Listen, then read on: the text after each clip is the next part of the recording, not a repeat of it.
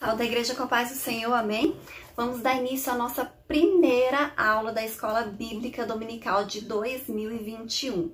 Eu quero desejar a todos um feliz ano novo, que Deus abençoe a vida de todos, que vocês tenham um ano cheios da presença de Deus, do poder de Deus na vida de vocês.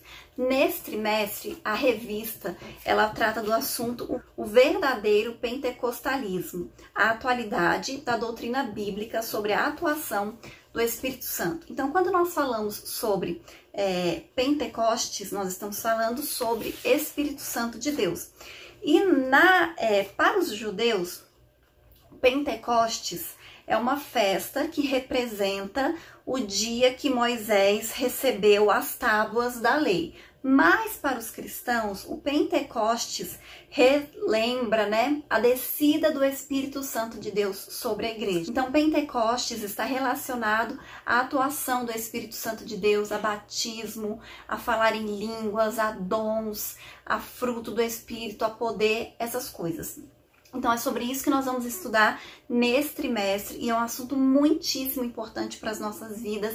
Então, não vamos perder nenhuma aula, aproveitar que as aulas estão sendo gravadas. Vocês podem assistir qualquer dia da semana.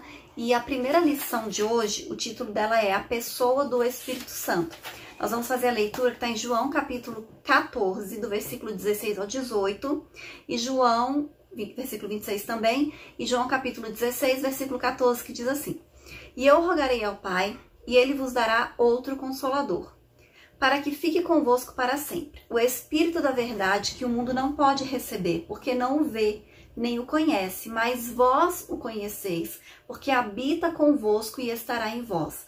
Não vos deixarei órfãos, voltarei para vós. Mas aquele Consolador, o Espírito Santo que o Pai enviará em meu nome, vos ensinará todas as coisas e vos fará lembrar de tudo quanto vos tenho dito. Ele me glorificará, porque há de receber do que é meu e vos há de anunciar. Amém? Então, essa passagem que nós lemos mostra Jesus Cristo fazendo oração antes dele ser entregue, para ser crucificado. E aí ele fala isso para os seus discípulos, que ele ia pedir que Deus enviasse o Consolador, o Espírito Santo, que na verdade já estava em Jesus Cristo. Quando a gente lê os evangelhos, e Jesus foi batizado nas águas, naquele mesmo dia, desceu sobre ele o Espírito Santo de Deus. E ele foi cheio do Espírito Santo de Deus ali naquele momento. E quando nós lemos também a Bíblia, a gente vai perceber a atuação do Espírito Santo de Deus desde Gênesis. Então, em todos os livros da Bíblia, nós vemos a presença do Espírito Santo de Deus. E aí, nesse trimestre, nós vamos estudar sobre isso, sobre Pentecostes. Então, tudo que estiver relacionado ao Espírito Santo de Deus, nós vamos falar, sobre a ação do Espírito Santo de Deus. E a gente vai aproveitar esse trimestre, que nós estamos iniciando o ano, falando de um tema tão importante. E durante todas as aulas também nós vamos orar, pedindo a Deus que batize com o Espírito Santo aqueles que ainda não são batizados. Então, nós vamos orar durante todo esse trimestre, pedindo o batismo com o Espírito Santo. E vamos orar também pedindo a manifestação dos dons espirituais nas nossas vidas. Amém? Então, nós, como cristãos, nós devemos amar o Espírito Santo de Deus. E aqueles que amam o Espírito Santo de Deus, eles glorificam a Jesus com a sua própria vida. Eles glorificam através das suas ações, através das suas pregações e afirmam, o batismo no Espírito Santo com evidência das línguas estranhas. Nós acreditamos nisso, na atualidade dos dons espirituais, na volta do Senhor Jesus Cristo, porque tudo isso está escrito na Bíblia e nós cremos no que está escrito na Bíblia. Então, o tema do presente trimestre é o pentecostalismo no seu aspecto bíblico, teológico e prático. Então, as pessoas que são pentecostais, elas são conhecidas justamente por isso, porque ela tem uma relação com o Espírito Santo de Deus, ela tem experiências com as manifestações do Espírito Santo de Deus. Então, os pentecostais são aqueles que acreditam no Espírito Santo de Deus, no batismo com o Espírito Santo de Deus, no falar em línguas, nos dons espirituais, todas essas coisas. E essa é uma característica daqueles que são pentecostais. Amém? Profecias, curas, operações de maravilhas, todos os dons que a Bíblia afirma que existem. Nós acreditamos, né, em todos esses dons, né, porque o que a Bíblia fala, nós cremos que é a palavra de Deus e que é a verdade de Deus, e nós cremos porque também nós temos evidências disso, né, nós vemos, né, a confirmação, nós vemos aquilo que está escrito na Bíblia acontecendo, né, e se confirmando nas nossas vidas, através da história, né, em todo o tempo. Então, a revelação do Espírito Santo nas Escrituras. Nós vamos perceber que tudo o que nós precisamos saber sobre o Espírito Santo de Deus está na Bíblia. Na verdade, tudo o que nós sabemos sobre o Espírito Santo de Deus está na Bíblia, né? Porque a Bíblia é o livro que nos fala, é o livro que nos revela, que nos mostra essa verdade. Então, sobre a divindade do Espírito Santo de Deus. Então, é uma divindade absoluta revelada nas Escrituras. Então, essa é uma crença da igreja ao longo dos séculos. E essa verdade, ela está clara na fórmula batismal. Quando o Espírito aparece como Deus, né, igual ao Pai e o Filho. Então, quando acontece o batismo, e a gente vê isso lá em Mateus 28, versículo 19, o que é dito? Batizo em nome do Pai, do Filho e do Espírito Santo de Deus, ou seja, da Trindade. Às vezes, a gente quer separar um do outro, o Pai, do Filho e do Espírito Santo. E isso não é possível, porque é uno. São três, mas é um. É como nós, seres humanos, nós não temos espírito, alma e corpo. Tem como separar o nosso espírito da nossa alma e do nosso corpo? Ah, não, agora eu vou falar com a Patrícia espírito, vou falar com a Patrícia alma, vou falar com a Patrícia corpo. Não, é um conjunto. E assim é a Trindade. O Pai, o Filho, o Espírito Santo de Deus. Então, os três são poderosos, né? As características de um é a característica dos três.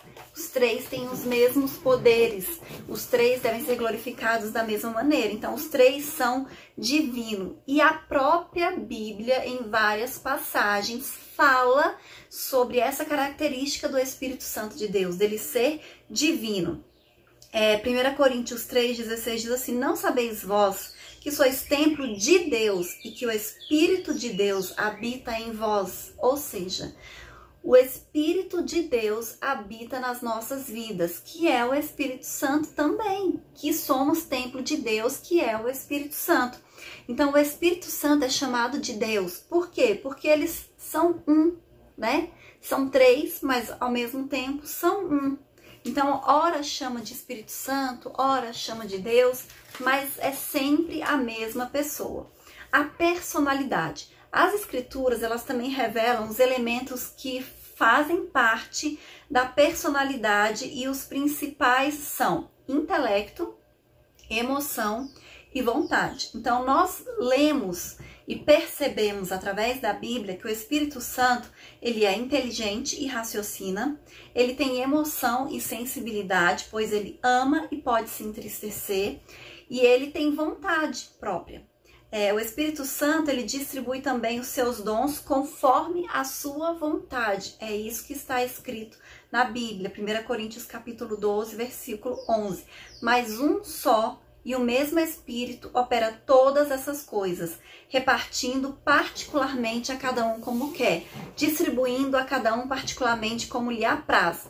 Então, atributos divinos. A Bíblia também revela todos os atributos incomunicáveis e comunicáveis, ou seja, os metafísicos e os naturais de Deus no Espírito Santo. Ele é, por exemplo, onipotente. Aí eu vou ler passagens que falam sobre isso, que deixam claro isso. Em Romanos 15, 19, ele diz: no poder de milagres e prodígios, no poder do Espírito Santo. Em Mateus 12, 28 e Atos 2, 4, diz que ele é a fonte de todo poder e milagres. Ele é a fonte de poder e milagres. O Espírito Santo conhece todas as coisas, até as profundezas de Deus. 1 Coríntios 2, 10 e 11. Ou seja, ele é onisciente. Aí diz também que ele conhece o coração humano, as coisas do futuro. Por quê? Porque ele é onisciente, como eu acabei de dizer. Ele possui também o atributo da eternidade, porque ele é chamado de Espírito Eterno, tá em Hebreus 9:14. É o Criador do ser humano e do mundo, Jó 26:13, 34. E também o Salvador, Efésios 1:13, Efésios 4:30, Tito 3:4 e 5. Então a palavra de Deus apresenta o Espírito Santo de Deus com as mesmas características de Deus, onipotente, onisciente, onipresente, eterno, salvador, as mesmas características de Deus, as mesmas características de Jesus, as mesmas características tem o Espírito Santo. Por quê? É um só Deus com três, como posso dizer, versões diferentes, mas é o mesmo Deus. Nenhum é mais importante que o outro, porque os três são Deus de igual forma. A diferença é que Jesus, ele em algum momento, ele esteve aqui na Terra num corpo físico, mas depois, né, ele teve esse corpo dele transformado e hoje ele tem um corpo, né, glorificado, transformado, espiritual. Mas os três são o mesmo Deus, né? O Deus onipotente, o Deus onipresente e o Deus onisciente, o Espírito Santo e Jesus Cristo. O Senhor Jesus e o Espírito Santo são um só Deus, juntamente com o Pai, é isso que eu estou dizendo a todo momento, visto que a Trindade é a união de três pessoas distintas, iguais em glória, poder e majestade. Eu disse que é como nós, seres humanos, não temos espírito, alma e corpo? Assim também é a Trindade, Pai, Filho e Espírito Santo. São três, mas são um. Não tem como você separar um do outro, né? Porque os três sempre estiveram juntos desde antes da fundação do mundo, né? Desde antes da criação, amém? E aí aqui fala sobre pericorese, que eu particularmente nunca tinha ouvido falar sobre isso. E é um termo teológico, até que na revista fala isso, desconhecido no meio evangélico. E ele expressa justamente isso, essa relação intratrinitariana do Pai, do Filho e do Espírito Santo. Ou seja, a habitação das pessoas da Trindade uma na outra. Então, não tem como você separar. Cada pessoa está na outra, né? E a intimidade entre o Filho e o Espírito Santo se dá nesses termos e é eterna. Jesus fala desse relacionamento desde antes que o mundo existisse. João capítulo 17, versículo 5. E aí o próprio Jesus, ele fala, né, nessa oração dele aqui em João 17, que ele estava com o Pai e que agora ele vai voltar para o Pai. Ou seja, eles estiveram juntos desde sempre, desde antes da criação do mundo. Em outro momento ele diz a Filipe assim, não crês tu que eu estou no Pai e que o Pai está em mim? João 14, 10. Então, o Espírito Santo de Deus, ele também está nessa trindade. Então, é o Pai, o Filho e o Espírito Santo de Deus. Então, nós temos que ter isso na nossa mente. Quando nós falamos com o Pai, nós estamos falando com Jesus e nós estamos falando com o Espírito Santo. Quando nós falamos com o Espírito Santo, nós estamos falando com Deus, nós estamos falando com Jesus. E quando nós falamos com Jesus, nós estamos falando com o Espírito Santo e estamos falando com Deus. Ou seja, quando a gente fala com um, a gente fala, na verdade, com os três, porque são a mesma pessoa. Amém? E aí diz assim, ele me glorificará. O que acontece? Muitas pessoas, por muito tempo, elas questionavam a adoração ao Espírito Santo de Deus como se ele fosse uma pessoa separada da Trindade, apesar dessas mesmas pessoas falarem a respeito da Trindade. Por que eles falavam que a gente não podia glorificar o Espírito Santo? Porque fala assim, na interpretação que tem de João 16,14, onde diz assim, Jesus diz, ele me glorificará porque há de receber o que é meu. Ou seja, se o Espírito Santo ia glorificar Jesus, então o Espírito Santo não pode ser glorificado, nós temos que glorificar Jesus. Só que é muito comum a gente ouvir ainda hoje as pessoas falarem isso, que o Espírito Santo não pode ser glorificado. Só que esse argumento é equivocado por esses motivos que eu já estou aqui dizendo. Por quê? Quem glorifica o Pai também glorifica o Filho. Quem glorifica o Filho, glorifica também o Espírito Santo de Deus. Então, quem glorifica o Filho, não diz, por exemplo, que o Pai não deve ser glorificado. Ou quem glorifica o Pai, não diz, por exemplo, que o Filho não deve ser glorificado. Por quê? Porque os três são um. os três são glorificados ao mesmo tempo. Quando você está dando glória ao Pai, você está glorificando também Jesus, também glorificando o Espírito Santo de Deus. Então é isso que nós temos que ter muito claro na nossa mente. São a mesma pessoa, o Pai, o Filho e o Espírito Santo, o mesmo Deus. Então, quando expressamos num culto glória a Deus, o Filho e o Espírito Santo de Deus também estão sendo glorificados nesse louvor, porque são os três a mesma pessoa. Quando nós glorificamos Jesus, o Pai e o Espírito Santo também está sendo glorificado. Por quê? Porque são os três a mesma pessoa. Amém?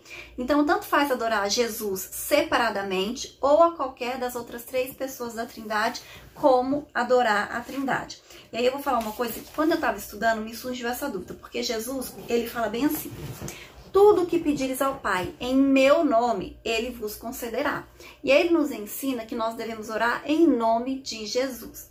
Não quer dizer que quando nós oramos pedindo diretamente a Deus ou oramos ao Espírito Santo, nós não seremos atendidos. Isso quer dizer que quando nós oramos em nome de Jesus, nós estamos reconhecendo que Jesus Cristo é o Filho de Deus, que nós acreditamos que ele faz parte da Trindade, que ele é um Deus onipotente, onisciente e onipresente. Ao contrário de muitas religiões, de muitas seitas que não acreditam em Jesus Cristo. Elas não oram em nome de Jesus porque elas não acreditam em Jesus, entendeu? Então é por isso que Jesus nos ensina que nós devemos orar e devemos pedir em nome de Jesus, porque isso demonstra que nós acreditamos em Jesus como sendo o Filho de Deus, amém? Está demonstrando a nossa fé, né, e o sacrifício de Jesus que foi feito por nós na cruz. E aí fala agora sobre o consubstancial com o Filho. Então o Senhor Jesus prometeu enviar o Consolador e o identifica como o Espírito Santo. Mas aquele Consolador, o Espírito Santo, que o Pai enviará em meu nome, no versículo 26 que nós até lemos. Quando Jesus diz que o Pai enviará outro Consolador, a palavra outro está demonstrando, né, em grego, ela emprega essa passagem, significa dizer que é alguém da mesma natureza, é alguém da mesma espécie, é alguém da mesma qualidade, com as mesmas características. Então, o Espírito Santo, ele é alguém como Jesus, né, da mesma substância, glória e poder. Alguém semelhante a ele, ou seja, o mesmo Deus, né, a mesma divindade. Amém? O Espírito Santo age no mundo e no ser humano. A atuação do Espírito Santo não se restringe aos corações humanos. Então, o Espírito Santo de Deus, ele não age apenas na vida das pessoas, ele age sobre a criação inteira. Então, tudo aquilo que Deus criou, o Espírito Santo, ele tem poder para agir. Amém? Ele atua no mundo, ele atua na igreja. Então, a sua ação ela é ampla na vida humana, no passado, no presente e no futuro. Amém? No mundo. A sua atuação no mundo ela é visível e começa pela criação e preservação do planeta Terra. Porque lá em Gênesis, se você ler Gênesis capítulo 1, o versículo 2 vai dizer assim: e o Espírito de Deus se movia sobre a face das águas. Em outros momentos também da criação, você vai perceber a ação do Espírito Santo de Deus, que Deus, ele não estava só na criação, até porque não tem como ele estar sozinho nunca, porque na verdade é três. Então estava o Pai, o Filho e o Espírito Santo de Deus, todos juntos ali na criação. Então o Espírito Santo de Deus, ele tem essa atuação no mundo. Por quê? Porque ele fez parte da criação, né? E ele faz parte também da preservação. Então, ele continua como o mantenedor e o preservador de todas as coisas criadas. Em Salmos 104:30, ele diz assim: envias o teu Espírito e são criadas, e assim renovas a face da terra. Amém? Então, a atuação do Espírito Santo, ela acontece nas coisas naturais, no dia a dia, e nem por isso deixa de ser uma atuação milagrosa no plano divino da salvação.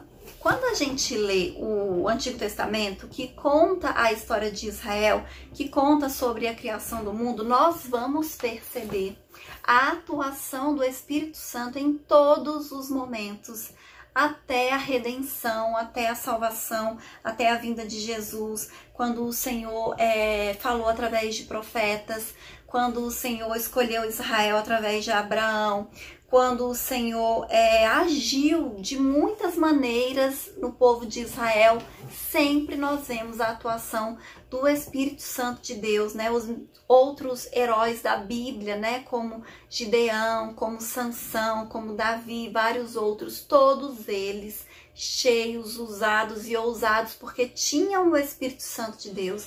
Eles estavam ouvindo o Espírito Santo de Deus. Então, o Espírito é a primeira pessoa com quem o pecador tem contato quando vem a Cristo. A Bíblia diz que é o Espírito Santo de Deus que nos convence. E muitas vezes o Espírito Santo, ele insiste conosco, né? E nós temos que estar atentos, né, a esse chamado, a essa voz do Espírito Santo. E o Espírito Santo de Deus, ele é irresistível, né? Quando ele chama alguém, a ação dele é tão forte, é tão poderosa, que a gente não consegue resistir.